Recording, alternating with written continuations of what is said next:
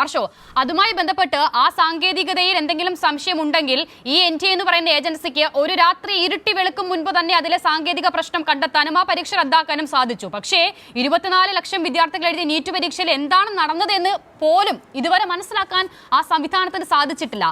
ഒരു പരീക്ഷ റദ്ദാക്കുന്നു, ഒരു പരീക്ഷയുമായി മുന്നോട്ട് പോകുന്നു. അതായത് ഇവിടെയെല്ലാം സുതാര്യമാണെന്ന് തെളിയിക്കാനുള്ള ശ്രമമാണോ നീറ്റിൽ ആക്ഷേപം ഉയർന്നതിന് പിന്നാലെ നെറ്റ് റദ്ദാക്കുന്നത്? ഇരയോടൊപ്പം നിൽക്കുകയും വേട്ടക്കാരനോടൊപ്പം ഓടുകയും ചെയ്യുന്ന സമീപനം അതാണോ?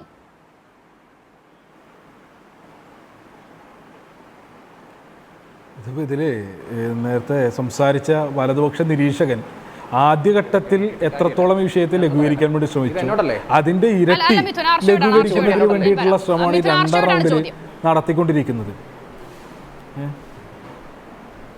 അല്ലല്ല, ആർഷോനോട് എനിക്ക്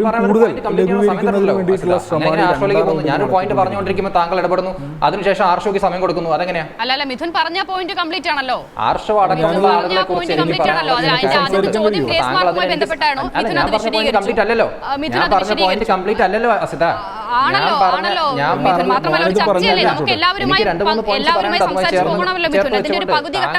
ഇടപെട്ടുകൊണ്ട് ആ ചർച്ച അല്ലല്ല, ഒരു 30 സെക്കൻഡ് സമയം തന്നാൽ മതി. ചോദിച്ച ചോദ്യത്തിന് കേരളത്തില് ചോദ്യപേപ്പർ ചോർന്ന ഒരു വിഷയവുമായി ബന്ധപ്പെട്ട വിഷയം ഉണ്ടായപ്പോ 30 സെക്കൻഡ് ഞാൻ ചോദിക്കുന്നത്, കേരളത്തിൽ ചോദ്യപേപ്പർ ചോർന്ന വിഷയവുമായി ബന്ധപ്പെട്ട ഒരു ഇഷ്യൂ ഉണ്ടായപ്പോൾ ഫിസിക്സിന്റെ ചോദ്യപേപ്പർ വാട്സാപ്പ് വഴി ചോർന്നു എന്ന് പറഞ്ഞപ്പോൾ അതിലൊരു പ്രാഥമിക അന്വേഷണം നടത്തി ഒരു കുഴപ്പമില്ല എന്ന് പറഞ്ഞ് പോലീസ് ക്ലോസ് ചെയ്ത റിപ്പോർട്ട് നമ്മുടെ മുന്നിലുണ്ട്.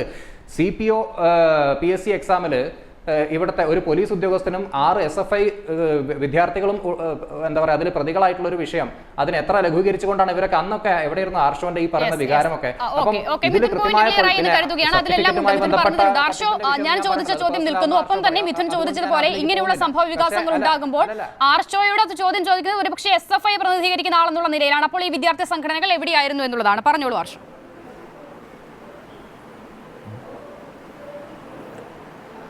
ആ നിലക്ക് തെറ്റായിട്ടുള്ള ഇടപെടൽ നടത്തിയ ആളുകളെ ഈ നാടിനകത്തുള്ള ഭരണകൂടങ്ങൾ അറസ്റ്റ് ചെയ്യുന്ന നിലയുണ്ടായിട്ടുണ്ട്, അവരെ ജയിലിലടയ്ക്കുന്ന നിലയുണ്ടായിട്ടുണ്ട്.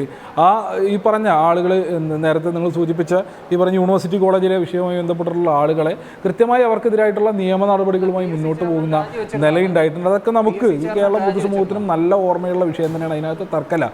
നിങ്ങളിവിടെ അതിനോടൊപ്പം പറഞ്ഞു പൂർത്തീകരിക്കട്ടെ. അതാണ് ഞാൻ നേരത്തെ സൂചിപ്പിച്ചത്. ആദ്യ റൗണ്ടിൽ എത്രത്തോളം ലഘൂകരിക്കാൻ വേണ്ടി ശ്രമിച്ചോ അതിൻ്റെ ഇരട്ടി ഈ വിഷയത്തെ ലഘൂകരിക്കുന്നതിന് വേണ്ടിയിട്ടുള്ള ശ്രമമാണ് രണ്ടാം ഘട്ടത്തിൽ ഇദ്ദേഹം നടത്തിക്കൊണ്ടിരിക്കുന്നത്. ഇപ്പോൾ രണ്ടാം ഘട്ടത്തിൽ ഇദ്ദേഹം സൂചിപ്പിച്ചത് ചില ടെക്നിക്കൽ വിഷയങ്ങൾ മാത്രമാണ് എന്നുള്ളതാണ്, അതിനപ്പുറത്തേക്ക് മറ്റൊരു വിഷയവുമില്ല. ഇതേ സംബന്ധിച്ച് ഇദ്ദേഹം ആവർത്തിച്ച് പറയുകയാണ്, ഗ്രേസ് മാർക്ക് അവാർഡ് ചെയ്തതുമായി ബന്ധപ്പെട്ട് യാതൊരു സാങ്കേതിക പ്രശ്നമില്ല, നിയമപരമായിട്ടുള്ള പ്രശ്നമില്ല, ഒരു നിയമപരമായിട്ടുള്ള പ്രശ്നമില്ലാതെ എല്ലാം ക്ലിയർ ആയിട്ടാണ് ഗ്രേസ് മാർക്ക് അവാർഡ് ചെയ്തത് എന്നടക്കം അദ്ദേഹം പറഞ്ഞു പോകണം. ആ അവാർഡ് ചെയ്ത ഗ്രേസ് മാർക്കുമായി ബന്ധപ്പെട്ട് ബഹുമാനപ്പെട്ട സുപ്രീം കോടതിയുടെ ഇടപെടലുണ്ടായി സാറേ. അത് ഇടപെടലുണ്ടായി ആ വിദ്യാർത്ഥികളോട് പുനഃപരീക്ഷ നടത്താൻ വേണ്ടി, ആ വിദ്യാർത്ഥികൾക്ക് പുനഃപരീക്ഷ എന്ന് പറഞ്ഞത് ഈ രാജ്യത്തെ നീതിപീഠമാണ്, സുപ്രീം കോടതിയാണ്. അതിനകത്ത് ഒരു നിലക്കുള്ള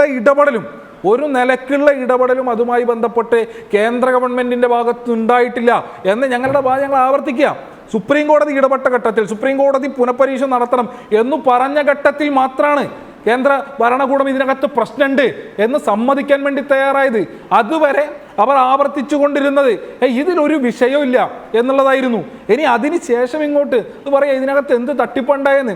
എത്ര വിദ്യാർത്ഥികളെ അറസ്റ്റ് ചെയ്തു, എത്ര അധ്യാപകരെ അറസ്റ്റ് ചെയ്തു, ആ വിദ്യാർത്ഥികളുടെ മൊഴി ഉൾപ്പെടെയുള്ള വിവരങ്ങൾ പുറത്തേക്ക് വന്നില്ലേ?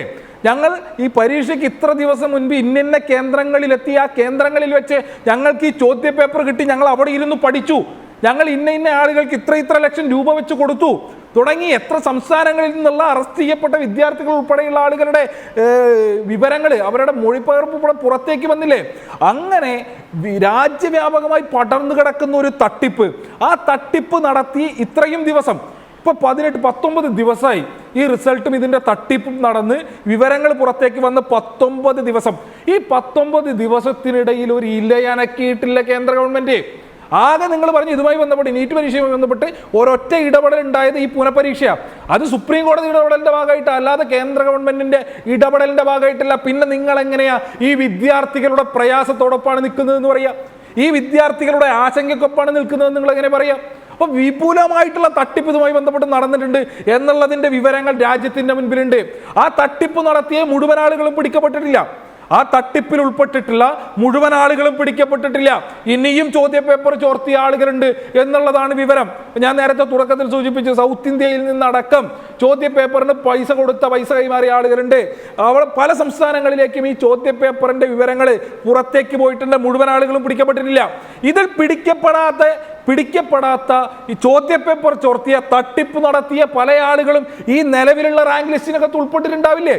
ഇപ്പൊ മുഴുവൻ ആളുകളും പിടിക്കപ്പെട്ടിട്ടില്ലല്ലോ. ഇതേ ഈ റാങ്ക് ലിസ്റ്റ് വെച്ച് ഇതിനകത്ത് തട്ടിപ്പിൽ ഉൾപ്പെട്ട അല്ലെങ്കിൽ ചോദ്യപേപ്പർ ചോർത്തിയ ആളുകൾ ഉൾപ്പെടാൻ ഇടയുള്ള ആ റിസൾട്ട് വെച്ചുകൊണ്ട്, ആ റാങ്ക് ലിസ്റ്റ് വെച്ചുകൊണ്ട് ഇപ്പൊ കൗൺസിലിംഗ് നടത്താൻ വേണ്ടി പോവാ, അഡ്മിഷൻ പ്രക്രിയയിലേക്ക് കടക്കാൻ വേണ്ടി പോവാ. അപ്പൊ തിരിച്ചു ചോദിക്കുക, അത് ശരിയല്ലല്ലോ. അതിൽ തെറ്റായിട്ട് ഇടപെട്ട ആളുകൾ ഉണ്ടാകാനുള്ള സാധ്യതയില്ലേ? ഈ തട്ടിപ്പിന്റെ മുഴുവൻ വിവരങ്ങളും പുറത്തേക്ക് വന്നിട്ടില്ലല്ലോ, ഇനിയും വരാനില്ലേ എന്ന് ചോദിക്കുമ്പോൾ ഇദ്ദേഹം പറയും അങ്ങനെ ക്യാൻസൽ ചെയ്യാൻ വേണ്ടി പറ്റില്ല. ആ ക്യാൻസൽ ചെയ്ത് നമ്മൾ നെറ്റ് പരീക്ഷയായിട്ട് ബന്ധപ്പെട്ട് കണ്ടത്, പരീക്ഷ നടന്ന് മണിക്കൂറുകൾക്കകം ആ പരീക്ഷ ക്യാൻസൽ ചെയ്തില്ലേ? ആ പരീക്ഷയ്ക്ക് വേണ്ടി ഉറക്കളച്ച് പഠിച്ച എത്ര ആളുകളുണ്ട്? ആ പരീക്ഷ നടക്കുന്നതിന് മുൻപ് 6 ദിവസം ടെലഗ്രാമിൽ ഉൾപ്പെടെ ചോദ്യങ്ങൾ ഈ രാജ്യത്ത് പരന്നു നടന്നിട്ടുണ്ടെന്നേ. ആ 6 ദിവസങ്ങളിലും ഇതുമായി ബന്ധപ്പെട്ട് പരാതി ഉയർന്നിട്ടുണ്ടെന്നേ. ആ പരാതിയെ മുഖബലക്കെടുക്കുന്നതിന് വേണ്ടി നിങ്ങൾ തയ്യാറായില്ല, കേന്ദ്ര ഗവൺമെന്റ് തയ്യാറായില്ല. 6 ദിവസം ഈ നാട്ടിൽ ചോദ്യം മുഴുവൻ പറന്നു നടന്ന് 3000-4000 രൂപയ്ക്ക് വിൽപ്പന നടന്ന്, ആ വിൽപ്പനയ്ക്ക് ശേഷം അതേ ചോദ്യ പേപ്പർ വെച്ച് പരീക്ഷ നടന്ന്, ഈ 2 ചോദ്യ പേപ്പറും, ഈ നവമാധ്യമത്തിൽ പറന്നു നടന്ന ചോദ്യ പേപ്പർ, ഡാർക്ക് വെബിൽ പറന്നു നടന്ന ചോദ്യ പേപ്പറും ഈ പരീക്ഷയ്ക്കകത്ത് വന്ന ചോദ്യ പേപ്പറും ഒന്നാണെന്ന് കണ്ട് അതിനുശേഷമല്ലേ നിങ്ങൾ പരീക്ഷ ക്യാൻസൽ ചെയ്തത്? എന്തുകൊണ്ട് ഇതിലേക്ക് പോകുന്നില്ല? എന്തുകൊണ്ട് നീറ്റുമായി ബന്ധപ്പെട്ട് വിദ്യാർത്ഥികൾക്ക് അനുകൂലമായി ഒരു നിലപാടും സ്വീകരിക്കുന്നതിന് വേണ്ടി കേന്ദ്ര ഗവൺമെന്റ് തയ്യാറാകുന്നില്ല? ഇനി ഞാൻ നേരത്തെ സൂചിപ്പിച്ച വിഷയവുമായി ബന്ധപ്പെട്ട് ഈ വലതുപക്ഷ നിരീക്ഷകൻ എന്തെങ്കിലും ഒരു വാക്ക് പറഞ്ഞു? ഇന്നലെ രാത്രി ക്യാൻസൽ ചെയ്ത നീറ്റ് PG പരീക്ഷയുമായി ബന്ധപ്പെട്ട് എന്ത് ന്യായീകരണമാണ് നിങ്ങൾക്കുള്ളത്? ഈ രാജ്യത്തെ ലക്ഷക്കണക്കിന് വരുന്ന വിദ്യാർത്ഥികളെ രാജ്യത്തിന്റെ വിവിധ കോണുകളിലേക്ക് പായിക്കുക, എന്നിട്ട് പരീക്ഷയുടെ തലേ ദിവസം രാത്രി നിങ്ങൾ സർക്കുലർ ഇറക്കുക, നാളെ പരീക്ഷയില്ല, നിങ്ങൾ എല്ലാവരും അതാത് സ്ഥലങ്ങളിലേക്ക് തിരിച്ചു പോയിക്കോ എന്ന് സർക്കുലർ ഇറക്കി ഈ രാജ്യത്തെ വിദ്യാർത്ഥികളെ മണ്ടന്മാരാക്കുന്ന സമീപനം സ്വീകരിച്ചുകൊണ്ടിരിക്കുക കേന്ദ്ര ഗവൺമെന്റ്. അങ്ങനെ സമീപനം സ്വീകരിക്കുന്ന ആളുകൾക്കെതിരെ ഇവിടെ വിമർശനം ഉണ്ടാകുമെന്നേ. ആ കേന്ദ്ര ഗവൺമെന്റിന്റെ വിദ്യാഭ്യാസ മന്ത്രാലയത്തിനെതിരെ ഇവിടെ വിമർശനം ഉണ്ടാകുമെന്നേ. അതിന് നേതൃത്വം കൊടുക്കുന്ന വിദ്യാഭ്യാസ മന്ത്രി രാജിവെക്കണമെന്നേ. അതിനകത്തൊരു തർക്കമില്ല. അപ്പൊ നിങ്ങൾ പറയും ഞങ്ങൾ CBI കൊണ്ട് അന്വേഷിപ്പിക്കാൻ വേണ്ടി തീരുമാനിച്ചിട്ടുണ്ടെന്ന്. ഏത് CBI? നരേന്ദ്രമോദി കൂട്ടിലടച്ച തത്തയായിട്ടുള്ള CBI-യോ? ആ CBI ആണോ ഈ നാട്ടിലെ സാധാരണക്കാരായ മനുഷ്യർ വിശ്വസിക്കേണ്ടത്? ഈ കഴിഞ്ഞ നാളുകളിൽ CBI ഉൾപ്പെടെ, ED ഉൾപ്പെടെ, IT ഉൾപ്പെടെയുള്ള കേന്ദ്ര ഏജൻസികളെ എങ്ങനെയാണോ പരിവാറിന്റെ പൊളിറ്റിക്കൽ ടൂളായി കേന്ദ്ര ഗവൺമെന്റ് ഉപയോഗിച്ചത് എന്നുള്ളതിനെ സംബന്ധിച്ച നിരവധിയായ അനുഭവങ്ങൾ നമ്മുടെ മുൻപിലില്ലേ? ആ കൂട്ടിലടച്ച കൊണ്ട് നിങ്ങൾ അന്വേഷിപ്പിക്കും എന്നാണോ പറയുന്നത്? ആ കൂട്ടിലടച്ച തത്തയെ ഈ നാട്ടിലെ വിദ്യാർത്ഥികൾക്കും ഈ നാട്ടിലെ സാധാരണക്കാരായ മനുഷ്യർക്കും വിശ്വാസമില്ലേ? ഞങ്ങൾക്ക് വിശ്വാസമില്ല. ഈ പറഞ്ഞ റിട്ടയർഡ് സുപ്രീം കോടതി ജഡ്ജി ഉൾപ്പെടെയുള്ള ജുഡീഷ്യൽ ഇടപെടലോട് കൂടിയുള്ള അന്വേഷണത്തിൽ മാത്രമേ ഈ നാട്ടിലെ സാധാരണക്കാരായ വിദ്യാർത്ഥികൾക്കും സാധാരണക്കാരായ മനുഷ്യർക്കും വിശ്വാസമുള്ളൂ. കാരണം കഴിഞ്ഞ 19 ദിവസത്തിനിടയിൽ വിദ്യാർത്ഥികൾക്ക് അനുകൂലമായ എന്തെങ്കിലും ഇടപെടൽ വന്നിട്ടുണ്ടെങ്കിൽ അത് ജുഡീഷ്യറിയുടെ മാത്രം ഭാഗത്തു നിന്നാ. ഇത് വലിയ കൊള്ളയിലേക്ക് പോയിക്കൊണ്ടിരിക്കുന്നത്. ഈ ചോദ്യപേപ്പർ അഴിമതിയുമായി ബന്ധപ്പെട്ട്, കുംഭകോണവുമായി ബന്ധപ്പെട്ട് കള്ളപ്പണ വെളുപ്പിക്കൽ ഉൾപ്പെടെ നടന്നിട്ടുണ്ട് എന്ന നിലയ്ക്കല്ലേ വിവരങ്ങൾ പുറത്തേക്ക് വന്നുകൊണ്ടിരിക്കുന്നത്? കമ എന്നൊരക്ഷരം ഉരിയാടുന്നതിന് വേണ്ടി രാജ്യത്തിന്റെ പ്രധാനമന്ത്രി തയ്യാറായോ? ലക്ഷക്കണക്കിന് വരുന്ന വിദ്യാർത്ഥികളുടെ ഭാവി ആശങ്കയിലല്ലേ ഉരിയാടാൻ വേണ്ടി തയ്യാറായോ? ഇത് തയ്യാറാകുന്നില്ല. അതിനോടൊപ്പം ചേർത്ത് വെച്ചുകൊണ്ട് തന്നെയാണ് നേരത്തെ അവതാരക സൂചിപ്പിച്ച വിഷയത്തെയും ഞങ്ങൾ കാണുന്നത്. ഈ നീറ്റ് പരീക്ഷ അവതരിപ്പിക്കപ്പെട്ട ഘട്ടം മുതലേ അതിനെതിരെ നിലപാട് സ്വീകരിച്ച ആളുകളാണ് ഞങ്ങളന്ന് മുന്നോട്ട് വെച്ച ആശങ്കകൾ ഓരോന്നോരോന്നായി ഇന്ന് നമ്മുടെ മുൻപിൽ വന്ന് നിൽക്കുകയല്ലേ? ഇതിനു മുൻപുണ്ടായിരുന്നല്ലോ സംസ്ഥാനാടിസ്ഥാനത്തിൽ എൻട്രൻസ് പരീക്ഷകൾ നടന്ന ഘട്ടത്തിൽ ഈ നിലക്കുള്ള ആക്ഷേപങ്ങൾ നമ്മൾ കേൾക്കുന്ന സാഹചര്യം ഉണ്ടായിരുന്നോ? അതിനോടൊപ്പം തന്നെ സാധാരണക്കാരായ വലിയൊരു ശതമാനം വരുന്ന വിദ്യാർത്ഥികൾ ഈ രാജ്യത്ത് മെഡിക്കൽ വിദ്യാഭ്യാസ മേഖലയിൽ നിന്നും അകറ്റപ്പെട്ട കാലഘട്ടം ഈ നീറ്റിന്റെ കാലഘട്ടം. നീറ്റ് പരീക്ഷയുമായി ബന്ധപ്പെട്ട് ഈ നാട്ടിലുള്ള, ഈ രാജ്യത്തുള്ള ചില കോർപ്പറേറ്റ് എൻട്രൻസ് കോച്ചിങ് സെന്ററുകൾ, ആ സെന്ററുകൾക്കകത്ത് ലക്ഷക്കണക്കിന് രൂപ ഫീസ് കൊടുത്ത് 1, 2, 3, 4 വർഷങ്ങൾ റിപ്പീറ്റ് ചെയ്ത് പഠിച്ച് എൻട്രൻസ് എഴുതാൻ കഴിയുന്ന വിദ്യാർത്ഥികൾക്ക് മാത്രം പ്രാപ്യമായ ഒരു മേഖലയായിട്ട് രാജ്യത്തെ മെഡിക്കൽ വിദ്യാഭ്യാസം വിദ്യാഭ്യാസ മേഖലയെ പ്രത്യേക കൊണ്ടുപോയി വിഷയമായി പരിഗണിക്കേണ്ട കാര്യം തന്നെയാണ്. അതിലേക്ക് ഞാൻ വരുന്നുണ്ട്.